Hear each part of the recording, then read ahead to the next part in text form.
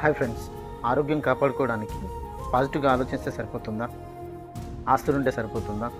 హెల్తీగా తింటే సరిపోతుందా? ఇన్సూరెన్స్ అవసరం లేదా? అదేంటో ఇప్పుడు తెలుసు. ఇవాళ ఒక పర్సన్ని ఇన్సూరెన్స్ గురించి అడిగాను, హెల్త్ ఇన్సూరెన్స్ గురించి అడిగాను. సో తనకు చెప్పినది ఏంటంటే పాజిటివ్గా ఆలోచించాలి, నెగిటివ్గా మనకేదో అవుతుందని ఆలోచిస్తే సో అలానే అవుతుంది. సరే, ఓకే, పాజిటివ్ థింకింగ్ అనేది మంచిది, అది మన ఎదుగుదలకి చాలా మంచిది. కానీ ఆరోగ్యం విషయంలో ఏ వ్యక్తికైనా కూడా జీవితంలో ఏ ప్రాబ్లం రాదని ఎవరైనా చెప్పగలరా? ఇదే క్వశ్చన్ ఆ వ్యక్తిని అడిగాను నేను.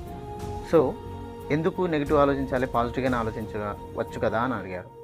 సో పాజిటివ్గా ఆలోచించవచ్చు, కానీ హాస్పిటల్లో పడినప్పుడు పాజిటివ్ పనిచేయదు, హెల్త్ ఇన్సూరెన్స్ మాత్రమే పనిచేస్తుంది. డబ్బు కావాలి. ఇందులో కొందరు ఆస్తులు ఉన్నాయి, నాకు హెల్త్ ఇన్సూరెన్స్ అవసరం లేదు, ఏదైనా ప్రాబ్లం వచ్చినప్పుడు అది తీసేసి చేసుకుంటానంటారు. సో ప్రస్తుతానికేమో పైసా కూడబెట్టి సేవింగ్ చేసి ఆస్తులు కూడా పెడతారు. అదే హెల్త్ ప్రాబ్లం వచ్చినప్పుడు అదే ఆస్తులు అమ్మాలంటే ఆన్ ద స్పాట్ నువ్వు ఎమర్జెన్సీలో ఉన్నప్పుడు ఆ ఆస్తులు ఎలా అమ్ముతావు?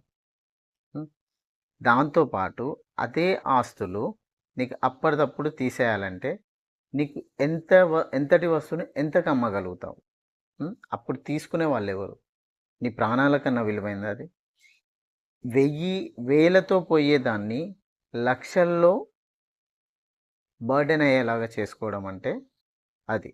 సో అలాంటి ఇబ్బందులు పడకుండా ఉండాలి అని అంటే ఖచ్చితంగా ప్రతి ఒక్కరికి హెల్త్ ఇన్సూరెన్స్ అనేది ఉండాలి.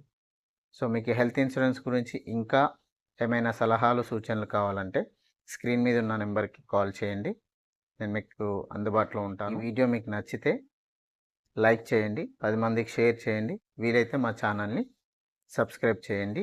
AS to Inspire to Insure. Thank you.